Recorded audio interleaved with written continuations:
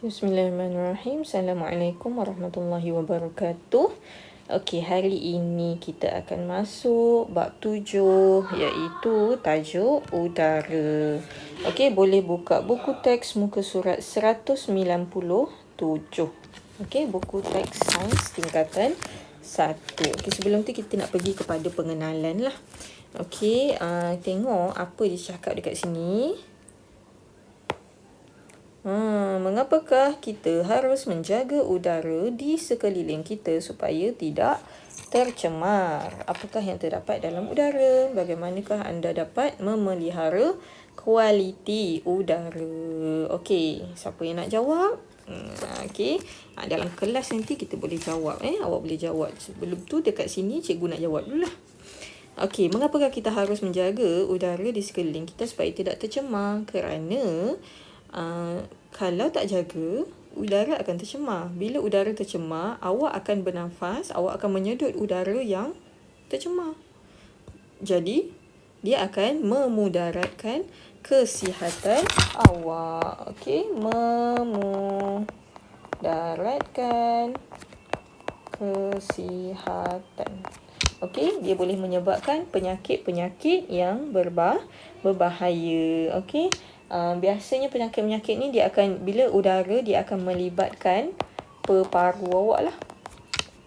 Okey, paru-paru ataupun paru-paru awak.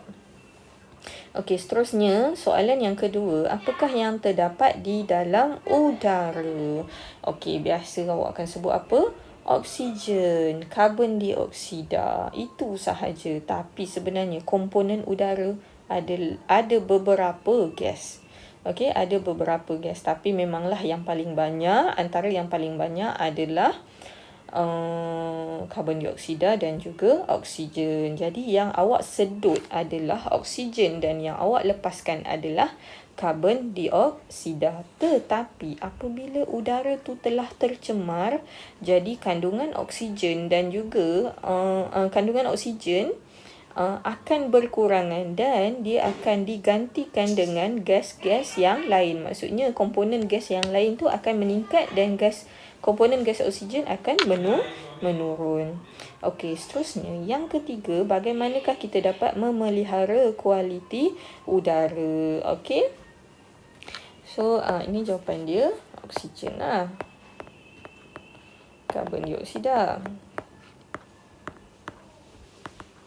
Okey, dan lain-lain. Kita ada nitrogen, kita ada wap air, semua ada dalam udara. Okey, nanti kita akan tengok, go through balik dalam tajuk ni. Okey, macam mana nak memelihara kualiti udara?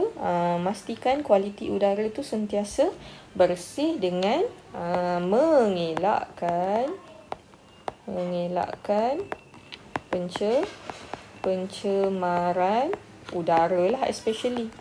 Okey, bau-bau yang tak bagus. Kalau tengok dekat gambar ni pun ada kilang, ada sisa toksik, okey, bahan-bahan buangan.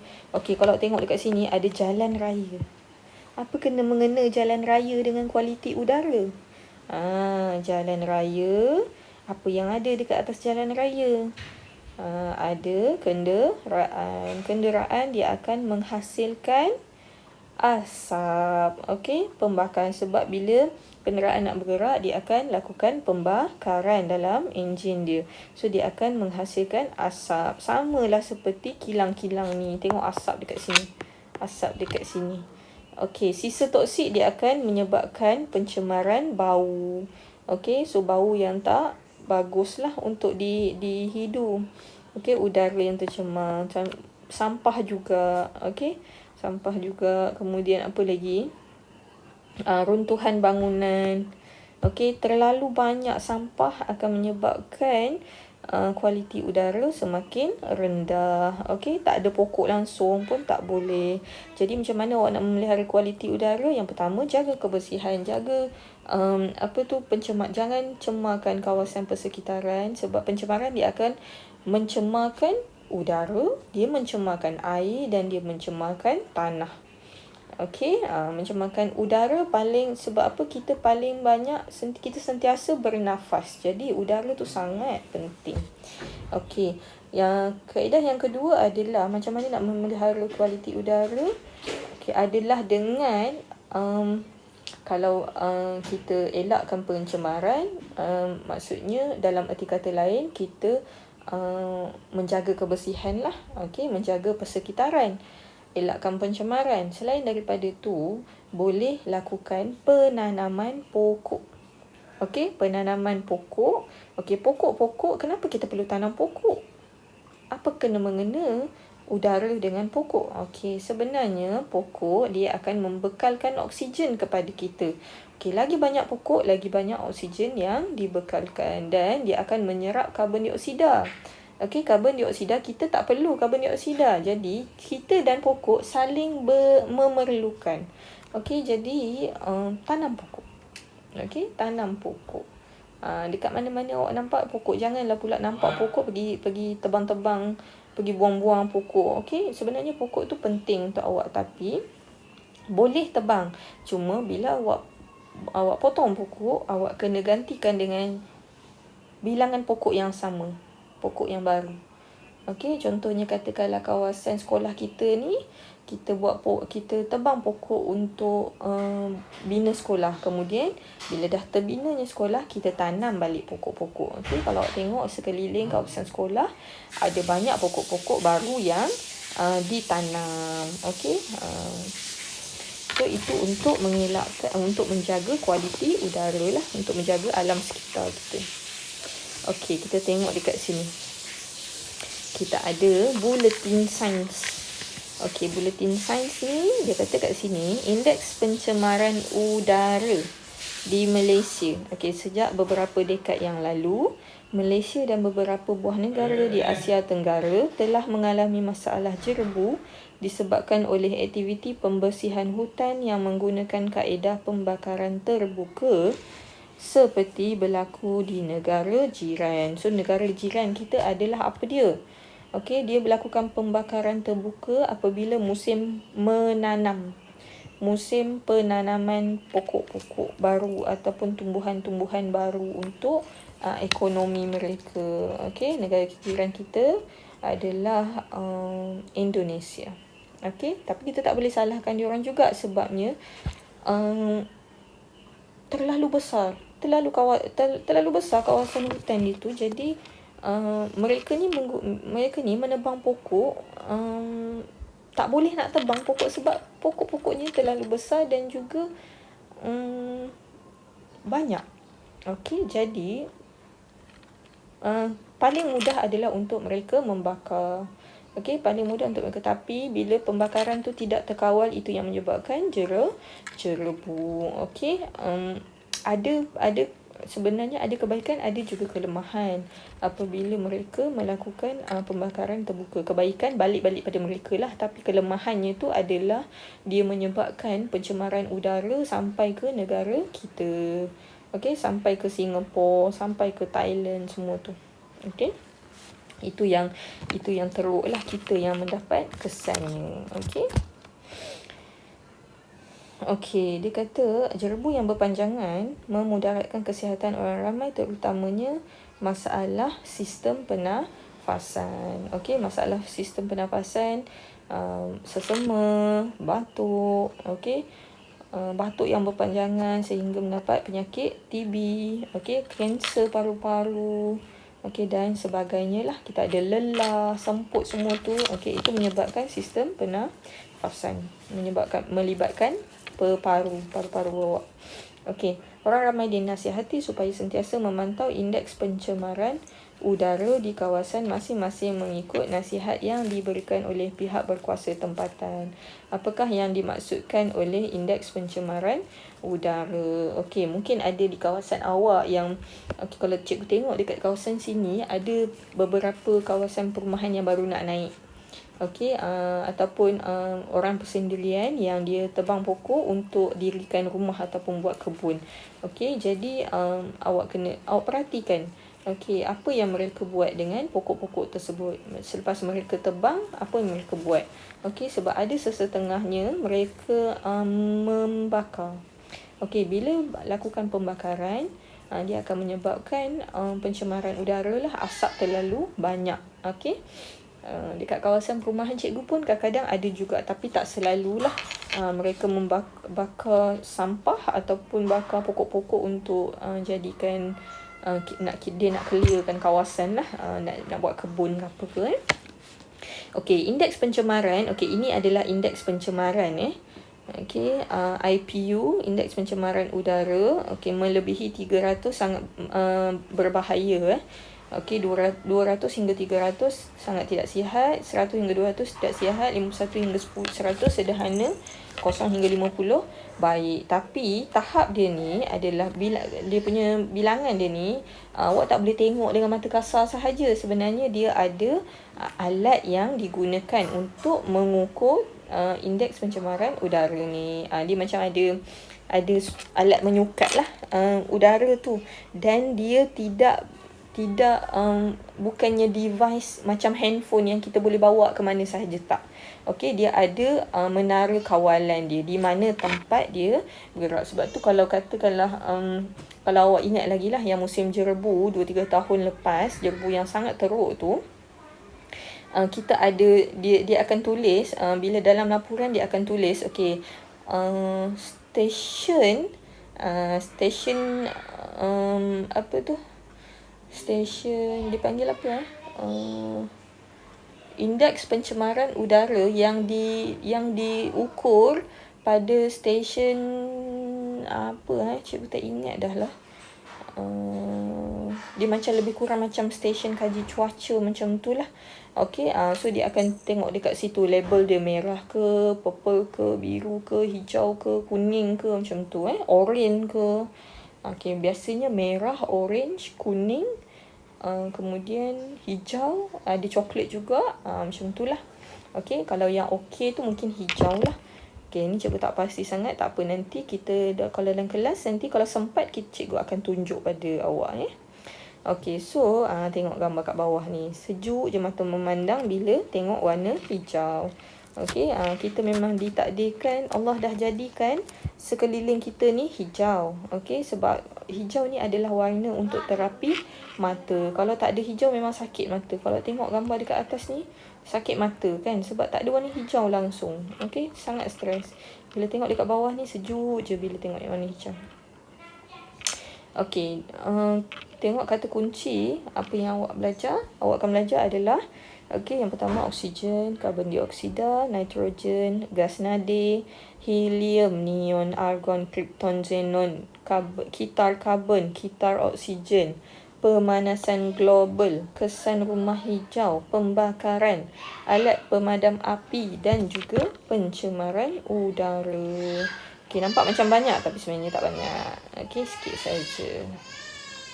Okay, kita tengok yang ini iaitu komposisi udara. Okay, komposisi udara. So, hari ini adalah Rabu 11 Ogos 2021. Cikgu tulis dekat sini sebabnya kat atas tu tak nampak nak tulis. Okay. Okey, kita tengok dekat sini. Ini atas ni adalah objektif yang awak akan belajar lah. Okey, ni sepanjang pembelajaran kita untuk tajuk ni. Okey, hari ini kita akan tengok komposisi udara sahaja. Okey, dia kata kat sini, kamu telah belajar bahawa udara mempunyai jisim dan memenuhi ruang. Okey, dalam bab 5 Okey, semua benda hidup memerlukan udara untuk memastikan kelangsungan hidup. Udara yang bersih tidak mempunyai warna dan bau. Itu maksud bersih. Dia tak ada warna dan juga tak ada bau. Bila awak nampak warna gelap sahaja, maksudnya dia ada asap. Jadi dia ada sedikit pencemaran. Kalau asap tu lebih tebal, lebih gelap warna dia dan dia berbau lebih pekat, lebih kuat bau dia menusuk hidung, so menyebabkan dia menandakan bahawa indeks pencemaran tu tinggi Okey, oleh itu kita tidak dapat melihat udara walaupun udara mempunyai banyak bahan. Okey, udara memang tak dapat dilihat kecuali dia berwarna lah. Contohnya macam awak letakkan warna pada gas tersebut ataupun asap dia daripada asap. Allahu Akbar. Okey. kita tengok apa yang terkandung dalam udara. Okey, udara ialah campuran beberapa gas iaitu nitrogen, okey 78%, paling tinggi oksigen 21%, okey karbon dioksida 0.03% dan gas-gas nadir 0.97%. Okey, gas-gas nadir ni dia ada banyak. Gas-gas nadir ni. Okey, bukan nadir tu, gas nadir tu satu jenis gas tak. Dia beberapa jenis gas. Iaitu contoh dia helium, argon, neon, xenon dan krypton. Okey, pernah dengar kan ni? Pada jadual berkala yang tajuk yang lepas kan? Yang cikgu cerita Superman apa semua tu. So itu adalah gas nadir nama dia. Okay, tak apa, nanti kita akan go through balik dekat dalam tajuk ni, kita akan pergi lebih mendalam Okay, ni kita nak sepintas lalu sahaja. Okay, kita tengok dekat gambar sebelah ni adalah gambar KLCC. Okay, dia tulis kat situ udara tidak dapat dilihat. Okay, udara tak dapat dilihat. Memang tak nampak lihat. Awak tak nampak. Awak nampak apa? Gunung kat belakang tu. Nampak bangunan. Tu je lah kan. Kereta pun tak nampak kecil. Okay, kita tengok komponen-komponen lain yang terdapat kat sini. Yang terdapat dalam udara ialah mikroorganisma. Okay, mikroorganisma.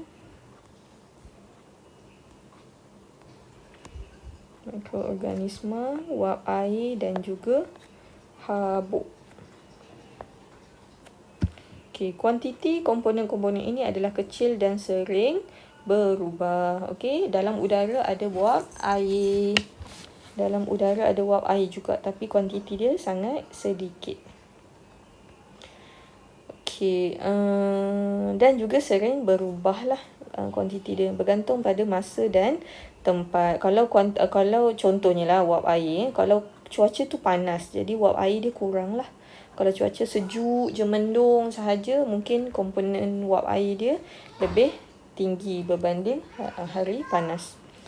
Okay, kemudian tulis kat bawah ni, okay, sebagai contoh, wap air di kawasan hutan atau selepas hujan adalah lebih banyak berbanding dengan hari panas di kawasan gurun. Okay, ni contoh dia. Contoh dia. Okay, so ini adalah komponen gas. Okay, paling tinggi adalah nitrogen. Kenapa nitrogen paling tinggi? Okay, nanti kita akan cerita. Okay, kita tengok pula dekat sini. Kita ada oksigen yang kedua tinggi. Kemudian campuran gas-gas nadir dan bahan-bahan lain. Okay, 0.97%. Dan karbon dioksida hanya 0.03%. Kenapa karbon dioksida ni sikit? Okay, sebenarnya karbon dioksida ni sedikit adalah disebabkan oleh penggunaan ataupun gas karbon dioksida ni diserap oleh pokok. Okay, sebab apa? Pokok sentiasa menggunakan karbon dioksida untuk membuat makanan. Okay, melakukan proses fotosintesis. Okay, jadi sepatutnya waktu siang proses fotosintesis berlaku. Waktu siang karbon dioksida kurang. Okay, karbon dioksida kurang berbanding waktu malam. Waktu malam karbon dioksida lebih lah. Sebab waktu malam, waktu gelap, pokok tidak menjalankan proses fotosintesis. Okay, so ini adalah kuantiti ataupun komposisi udara. Okay, komposisi udara. Ingat, yang pertama nitrogen, yang kedua oksigen, yang ketiga gas-gas nadir dan yang keempat karbon dioksida. Okay, kita tengok sikit kat sini. Apakah hubungan antara kandungan wap air dalam udara dengan pembentukan awan dan hujan? Okay, kandungan wap air. Hubungan antara kandungan wap air. Apabila kandungan wap air tinggi, okay, wap air tinggi, jadi pembentukan awan dan hujan akan lebih berpotensi lah. Okay, ada potensi untuk membentuk awan dan juga hujan. Okay, Sebab tu bila ada satu kawasan yang lembap, okey, dia sentiasa kandungan wap air dia tinggi dan dia sentiasa boleh katakan hari-hari hujan. Macam dekat kampung cikgu, boleh katakan hari-hari hujan sebab dia adalah kawasan tadahan air.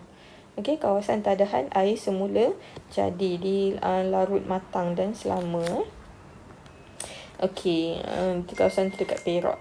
Okay, kita tengok pula eksplorasi sains. Sesetengah penyakit seperti sesama dan batuk disebabkan oleh mikroorganisma di dalam udara. Okey, jadi apabila kuantiti mikroorganisma lebih tinggi, okey, dikata kat sini komponen lain yang ada adalah mikroorganisma, wap air dan juga habuk. Okey.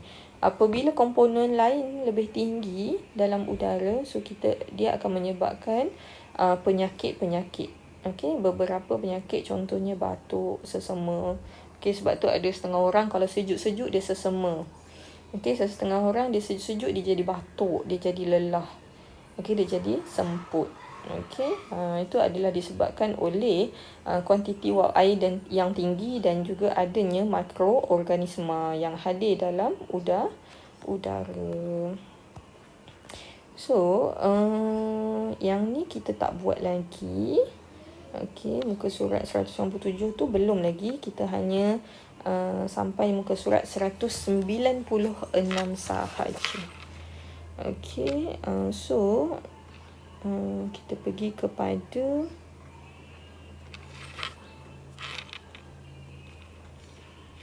latihan. Okey, cikgu nak awak jawab soalan ni muka surat 94. Yang ada buku terus jawab dalam buku, yang tak ada buku tolong salin. Tapi tolong salin bahasa Melayu sahaja. Salin yang dalam bahasa Melayu sahaja, tak perlu salin yang dalam bahasa Inggeris. Yang ada printer boleh print ataupun boleh photostat, boleh cetak. Okey, boleh cetak lah. Okey. Sekian tu saja untuk hari ini. Okey, sehingga kita berjumpa pada tajuk yang akan pada kelas yang akan datang, video yang akan datang. Okey, sekian. Assalamualaikum warahmatullahi wabarakatuh.